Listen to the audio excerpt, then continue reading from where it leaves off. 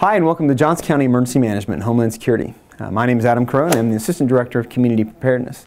Today I'd like to take you inside the locked door.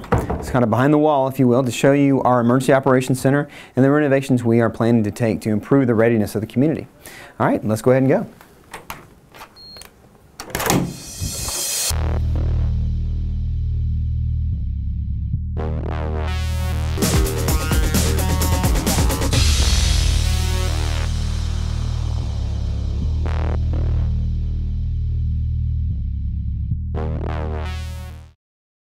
We're in the Johnson County Administration Building, and within that complex is the Johnson County Emergency Operations Center, which includes where we would come for activated weather events to do storm spotting, that sort of thing, as well as kind of keep a bird's eye view on an entire operation if something was happening.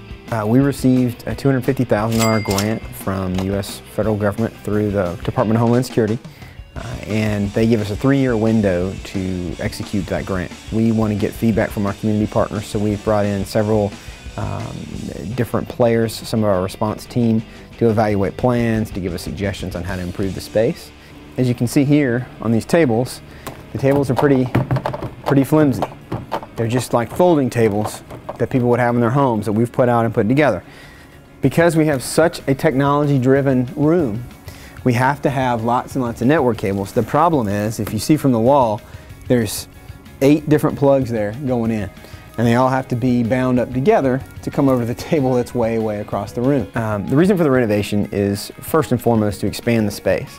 Again, as Johnson County has expanded, so have our needs for resources and personnel during a full-scale event. The first and biggest thing we wanted to do is, if we come this way, I'll show you. Because there's only a limited amount of space from wall to wall, what we wanted to do was knock out the back wall and actually give ourselves the hallway that exists behind the EOC as it currently stands. If we knock that wall out, we expand out and we get an additional 10 feet by, whatever it is, maybe 70 feet. We're also starting to get into the capability of trying to talk to the media rather than just a phone call or rather than press releases to try to modernize it. We want to try to get more webcams like this instituted kind of across the board, where we could Skype with local media. We potentially could Ustream or something like that, what's going on. One thing we struggle with citizens is the apathy that it's not going to happen here, or it's not going to happen in Johnson County. But certainly we have hazards and risks, 22 to be specific, and we really want to stress to citizens that just because it hasn't happened doesn't mean it won't. We're really just one day closer or one season closer to when we will have a major event, and that EOC really becomes critical in the grand scheme of things. We will be able to respond more quickly, more thoroughly, and in such a way that, again, hopefully preserves life and property at the maximum level during that particular event. But if we can make sure our response is quick and efficient, we know we'll do the best we can.